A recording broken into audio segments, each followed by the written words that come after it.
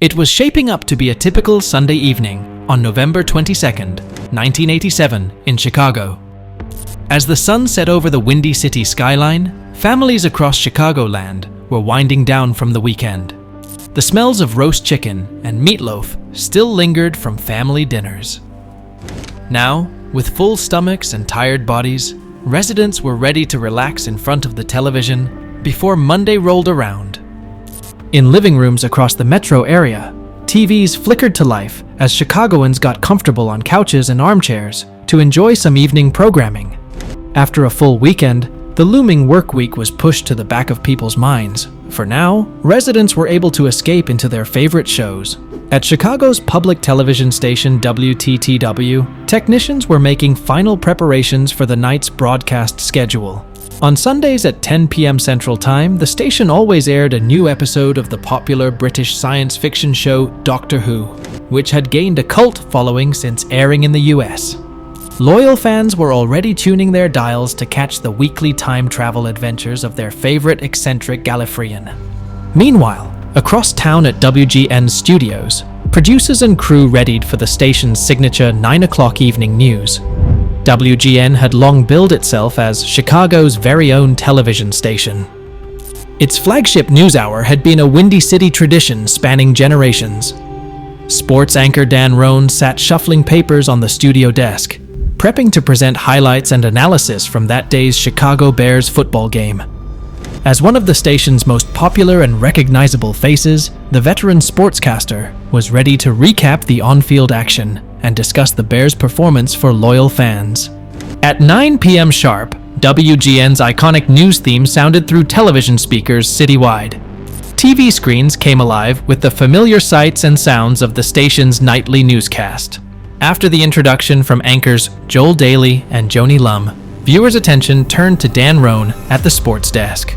Good evening, football fans. Well, it was a thriller today at Soldier Field, as our Chicago Bears managed to eke out a tough, Roan began, before screens abruptly cut to blackness.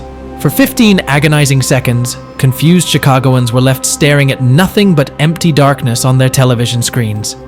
A brief technical blip, or something more sinister? Before puzzlement could turn to frustration, an unsettling transmission flickered onto the darkened screens. A figure wearing a plastic Max Headroom mask appeared, swaying and gyrating erratically against a harsh, metallic background. The audio was a grating, robotic buzzing. "What the hell?" viewers exclaimed, baffled by the surreal interruption. Max Headroom was a popular character at the time, a stuttering, wisecracking, computer-generated TV host known for his geometric, digitized background effects. But this intruder was no normal Max. While the image was fuzzy, the character was instantly recognizable to many as Max Headroom. He was a fictional artificial intelligence, played by Canadian actor Matt Frewer on a dystopian cyberpunk TV series. With his stuttering speech and snarky wit, the digital rebel Max Headroom often hijacked broadcasts as a subversive crusader against corrupt media empires. Now, this televised figure from the realm of science fiction had bafflingly materialized in real life on Chicago's airwaves. Inside WGN studio, staff were caught utterly off guard by the bizarre interruption. The broadcast quickly cut back to the studio.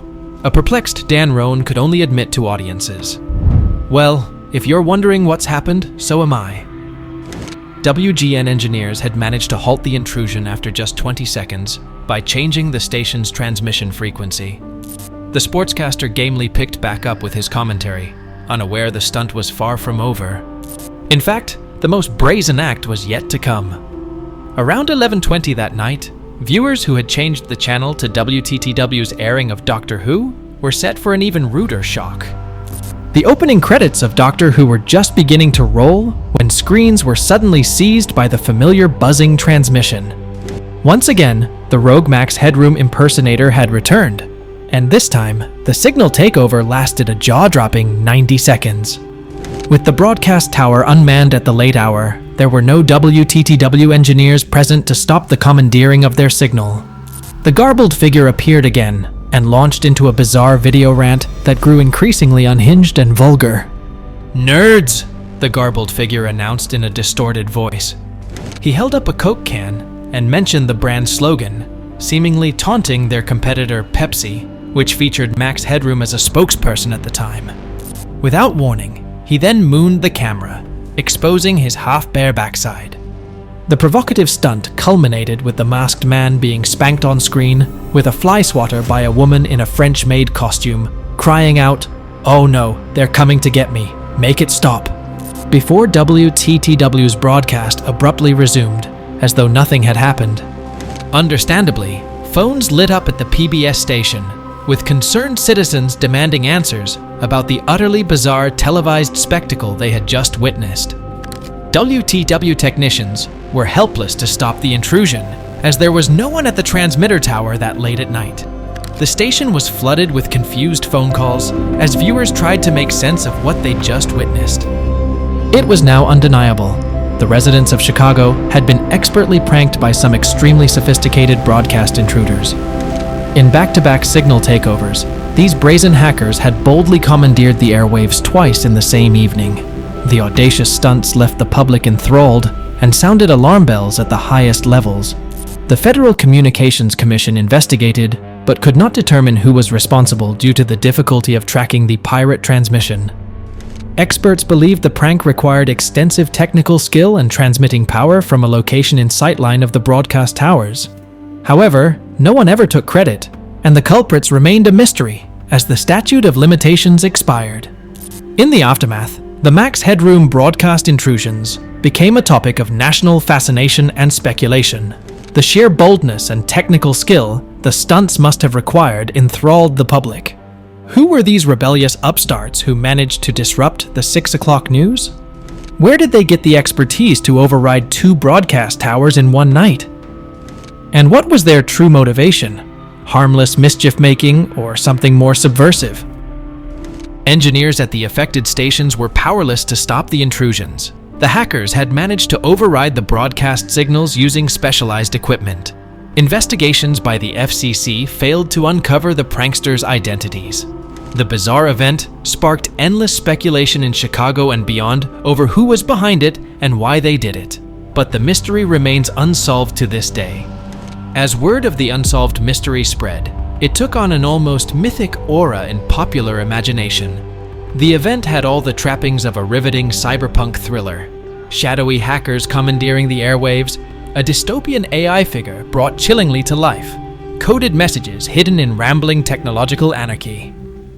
Innumerable theories emerged attempting to decipher the bizarre incidents. Many believed the random, nonsensical nature indicated it was merely an elaborate prank by some sophisticated jokers. Others saw it as possible evidence of hacktivism, a protest leveraging Max Headroom's origins as a counterculture figure to rebel against media conglomerates and establish control of the airwaves, that analogous wave of digital upheaval crashing against the bulwarks of traditional analog authority. The event was a piece of dystopian performance art, spliced directly into Chicago's nightly viewing, warp and weft pressing through into common reality before dissipating, leaving audiences with nothing concrete except a lingering uncanny effect. That such a feat could be pulled off without attribution, and that the perpetrators vanished back into the technological ether without a trace, only added to the intrusion's cryptic allure. Something about the jittery Max Headroom figure's staccato monologue, in all its eccentric, disjointed glory, tapped into the electronic anxiety of an infotech revolution busy rewriting society's codes beneath people's feet. More far-fetched conjectures posited that the intrusions contained hidden messages, were psyops experiments on the public, or even television terrorism. Some speculated the perpetrators were technically skilled amateurs from Chicago's hacker underground, or perhaps rogue industry insiders exploiting their expertise for mischief. But despite intense public fascination, the FCC's extensive investigation into the television capers struggled to make headway. With analog technology untraceable at the time, officials found no smoking gun pointing conclusively to the intruders' identities or motives. The event itself only lasted a couple of minutes in total, but it left a cultural imprint far greater than its fleeting broadcast time.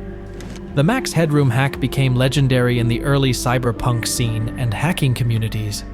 It represented a defiant, subversive act against corporate media at a time when stations were seen as impenetrable fortresses. that someone could not only sneak through the technological gates but interrupt broadcasts, entering thousands of homes tapped into an almost mythological sense of power, mystery, and rebellion. Copycats have sometimes tried to recreate the magic of those Chicago intrusions, but none have quite captured the same unpredictable, eccentric energy. With the statute of limitations on the stunt eventually expiring, the broadcast bandits remained at large. To this day, over 35 years later, the Max Headroom signal hijackers maintain their anonymity, and no one has ever been charged for these acts of televised rebellion.